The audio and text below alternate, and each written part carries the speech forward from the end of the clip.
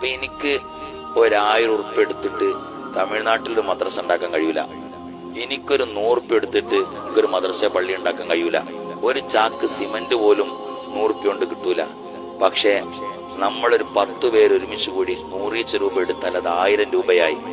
അങ്ങനെ പല ആളുകളും എടുത്ത് ഒരു മദ്രസ ഉണ്ടാക്കി അവിടെ പ്രദേശത്തിലുള്ള ആളുകൾക്ക് ദീനീ കാര്യം പഠിപ്പിക്കുമ്പോ നമ്മൾ അതിലേക്കൊരു 100 രൂപ കൊടുത്തിട്ടുണ്ടെങ്കിൽ പടച്ച റബ്ബല്ലേ വല്യോന്, നമ്മൾ നാളെ മരിച്ച് ഖബറിൽ കടക്കുമ്പോ നമുക്കതിന്റെ തവാബ് കിട്ടിക്കൊണ്ടിരിക്കൂലേ?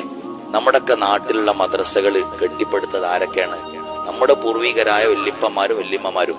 ഓലക്കന്ന് എവിടെയുള്ളത്? ഓലക്കന്ന് 6 അടി മണ്ണിലാണ്.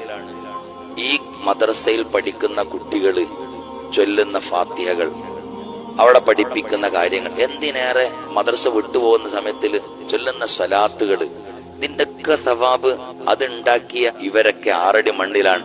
ഓലൊക്കെ ഖബറിലേക്ക് പോലും അറിയാതെ എത്തിക്കൊണ്ടിരിക്കല്ലേ? ദീനിന്റെ ദഅവത്ത് പല ഭാഗങ്ങളിലേക്ക് എത്തിക്കുക എന്നുള്ള വിശാലമായ ഒരു ദൗത്യമാണ് സമസ്ത കേരള ജംഇയ്യത്തുൽ ഉലമ ഈ 100ാം വാർഷികം കൊണ്ട് ഉണ്ടാക്കിയെടുക്കുന്നത്. നമ്മൾക്ക് ചെയ്യാൻ കഴിയുന്നത് ചേർന്ന് നിൽക്കുക എന്നുള്ളതാണ്. അല്ലാഹു സുബ്ഹാനഹു വ തആല തൗഫീഖ് നൽകുമാറാവട്ടെ.